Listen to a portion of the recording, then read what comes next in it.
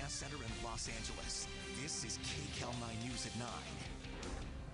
Now at 9, a deadly crash just off the freeway, renewing calls to shut down Whiteman Airport in the valley. 3 armed men follow home 4 people after a night out. I'm Rick Montanez live in West LA. Coming up, what they made off with. Plus, it was streaming live on CBS News Los Angeles in the last hour, the showdown for sheriff as we enter the final month before the election. And a California prisoner is now a free man after serving more than 3 decades behind bars for a murder he didn't commit. Good evening, everyone. I'm Pat Harvey. And I'm Leslie Medine in for Juan Fernandez. Well, federal investigators are taking over the investigation of a deadly plane crash in Sylmar. But tonight, an LA City Council member is calling for Whiteman Airport to be closed immediately after a number of crashes in that same area.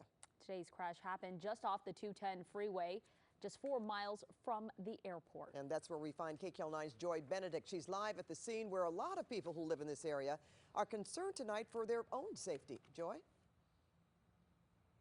Yeah, and for obvious reasons, you guys, we seem to be hearing about these types of plane crashes more frequently. But let's be honest, one plane crash is one too many. But we are live right now. We are just on the outside of the 210 freeway. You can see they have moved the plane up here to this parking lot off the embankment, obviously for concern of it falling down onto the roadway and also to help with their investigation, a scene that we're probably going to see here for quite a couple of days.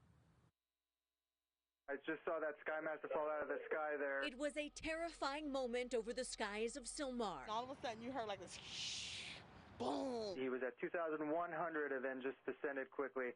At first I thought it was a bird, but it was actually him going down. One man died when a twin-engine Cessna Skymaster fell from the sky and landed on an embankment of the 210 freeway. Ran over there, jumped the fence, and stood nothing we could do.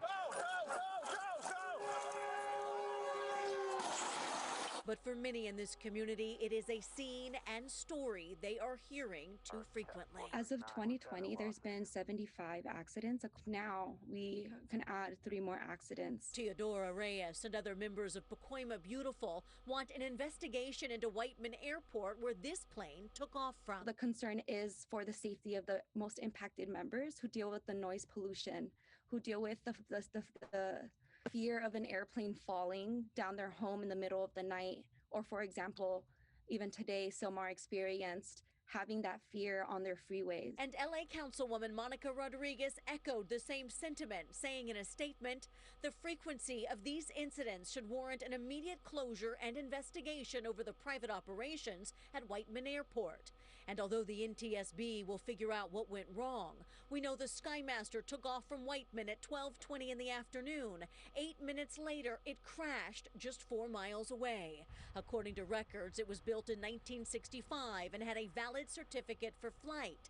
Wednesday night, the plane was moved off the embankment to a parking lot to be looked over in the coming days. But no matter what the cause of the crash, the knowledge will not bring back what was lost. I want to send our condolences to the family of the pilot. And that is, of course, where many thoughts are tonight. They are for the man who did die in this plane crash. Right now, we don't know a lot about him. The coroner was here just as recently as maybe an hour or so ago. And of course, the coroner will be the one to name exactly who this person is who died. As for the investigation, that is joint between the NTSB and the FAA. They plan to be here again over the next couple of days, trying to figure out exactly what went wrong. Guys.